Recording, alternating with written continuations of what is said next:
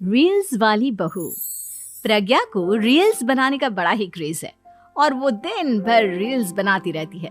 खाते पीते घूमते फिरते घर में कॉलेज में रील्स बनाने के कारण प्रज्ञा पूरे कॉलेज में हाईलाइटेड है।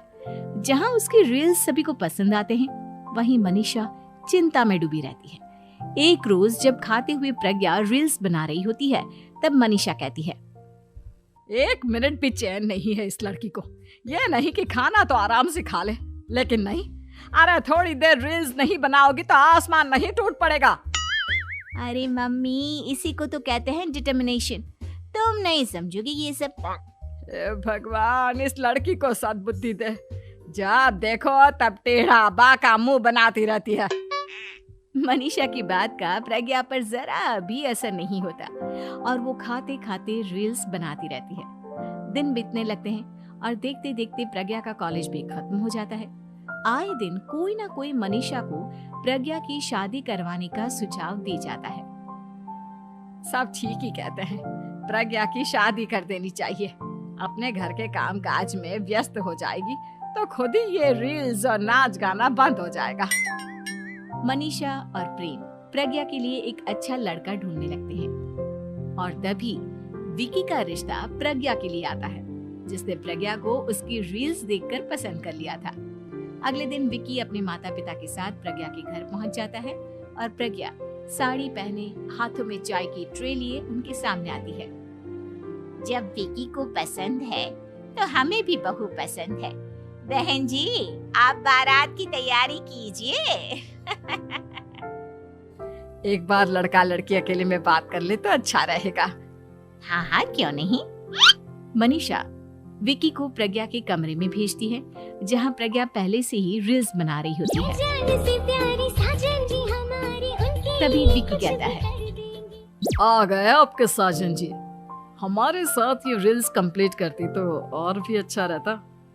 अच्छा जी, अब आ ही गए हैं तो बना ही लेती हूँ आपके साथ। दोनों मिलकर रील्स बनाते हैं।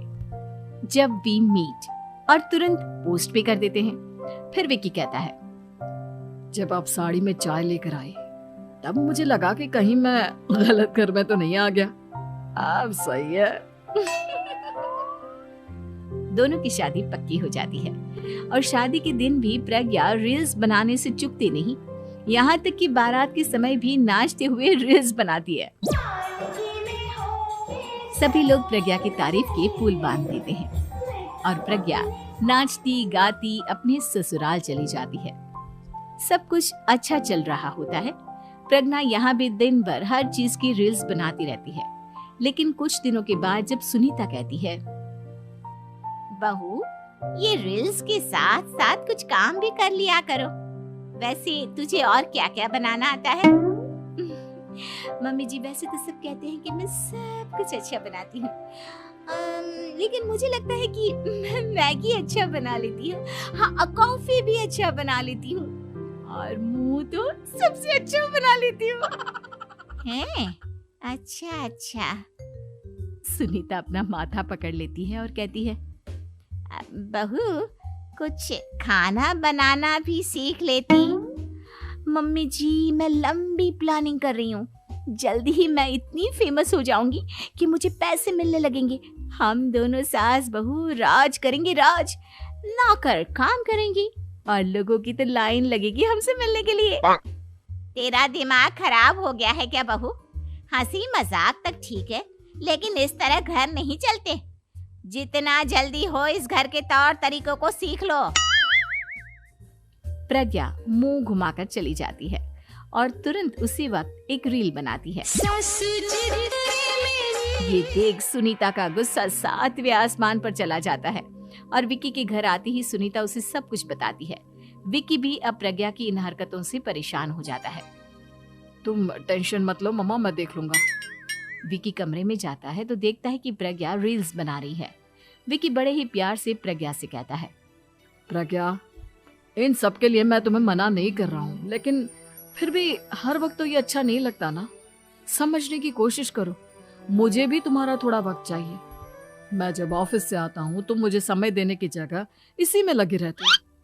तुम ज्यादा ही सोच रहे हो। तुम भी मेरे साथ रील्स बनाओ ना, तुम्हें भी बहुत अच्छा लगेगा। तुम्हें इज्जत से कोई बात समझ में नहीं आती क्या? दिमाग खराब हो गया है तुम्हारा इस चकाचौंध से। अगर तुमने अपना रवैया नहीं बदला तो मैं तुमसे दूर चला जाऊंगा। तुम ही रिश्ता लेकर आए थे, मुझे लड़कों की कमी नहीं थी और ना आज है। विकी दरवाजा पटककर चला जाता है। धीरे धीरे विकी प्रज्ञा से दूर होता जाता है। एक रोज मनीषा प्रज्ञा के ससुराल उससे मिलने जाती है।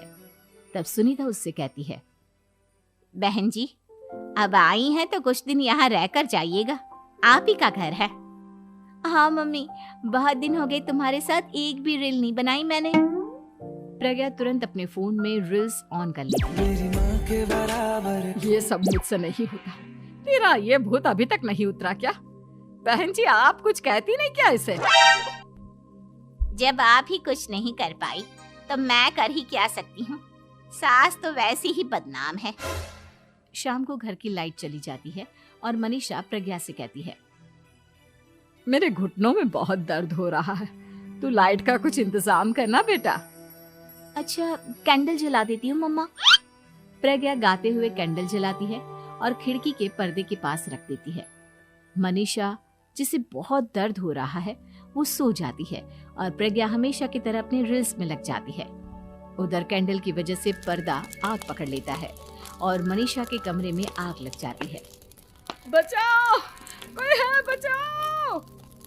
सभी भागते हैं और विकी कमरे की आग बुझाने में लग जाता है, लेकिन तब तक मनीषा आधी जल चुकी थी।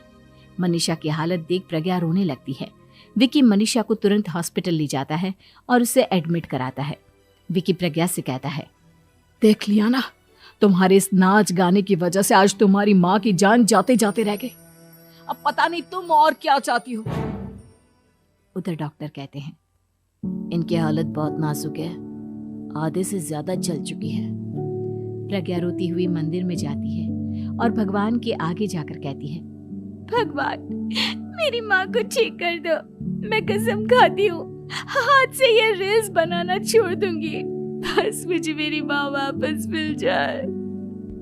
2 दिन बीत जाते हैं और मनीषा खतरे से बाहर आ जाती है। पेशेंट अब ठीक है, आप लोग उनसे मिल सकते हो। सब कोई मनीषा से मिलता है और प्रज्ञा सबके सामने अपना फोन तोड़ देती है। मुझे माफ कर दो मम्मा, मैंने तुम लोगों की बातों को नजरअंदाज किया। बेटा, कोई भी चीज जरूरत से ज्यादा खराब है। मैंने तुम्हें रील्स बनाने से कभी मना नहीं किया, लेकिन हर वक्त एक ही चीज तो सही नहीं है। मैं समझ गई हूँ मम्मा, आई एम सॉरी। प्रज्ञा उस दिन से रील्स बनाना छोड़ देती है और पूरी तरह से अपने घर में लग जाती है।